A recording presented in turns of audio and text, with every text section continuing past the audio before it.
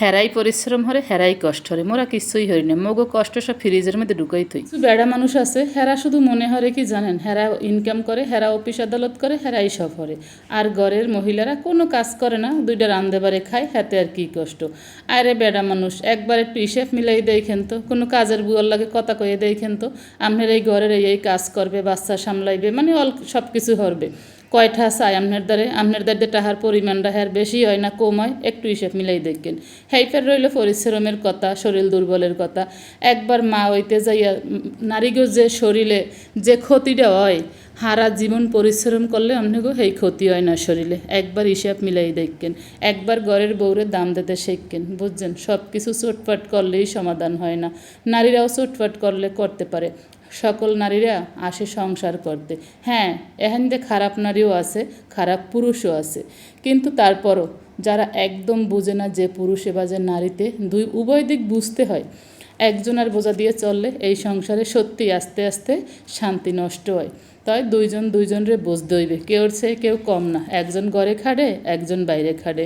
তা মুই আজকে এখানে এই যে পাবদা মাছ দিয়ে আলু রানলাম, তা আজকে মুই একটু সহসরে রানলাম, পেঁয়াজ ভাজছে, এর মধ্যে আলুটা ভাজছে নিছি।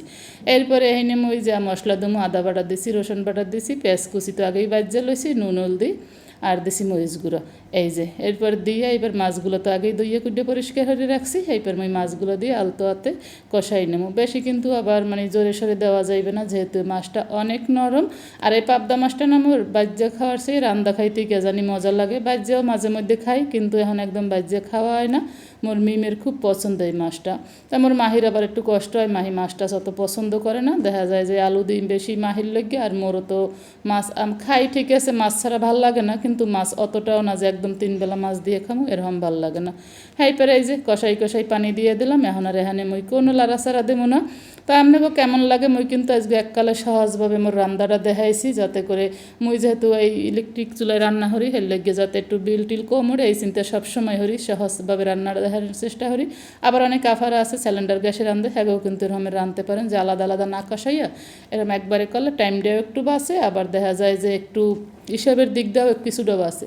এরপর এই যে মোর ইয়ে গেছে, মুই কিন্তু এককালে পাতিলে মানে কোনো খুন্তি দিয়ে লাড়াচাড়া দিনে হাত দিয়ে একটু পাতিলে ধরে ধরে লড়াই দিছি। আর মোর ধনিয়া পাতা নাই ঘরে, এর লেগে দিয়ে দিলাম এই যে ফ্রোজেন ধনিয়া পাতা।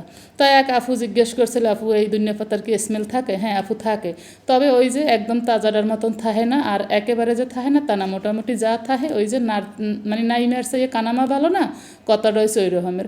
তাই আজকে ভিডিওটা কিন্তু কোনো তাল ঠিক নেই, যেমন খুশি হেমন কইলাম। আপনাকে মতামত অবশ্যই জানাইবেন, ভিডিওটা সম্পূর্ণ দেখবেন, একটা গঠনমূলক কমেন্ট করবেন। যদি ভালো লাগে লাইক কমেন্ট শেয়ার করে সাথে থাকবেন। কথায় ভুল ত্রুটি হইলে ক্ষমা সুন্দর দৃষ্টিতে দেখবেন। আল্লাহ হাফেজ।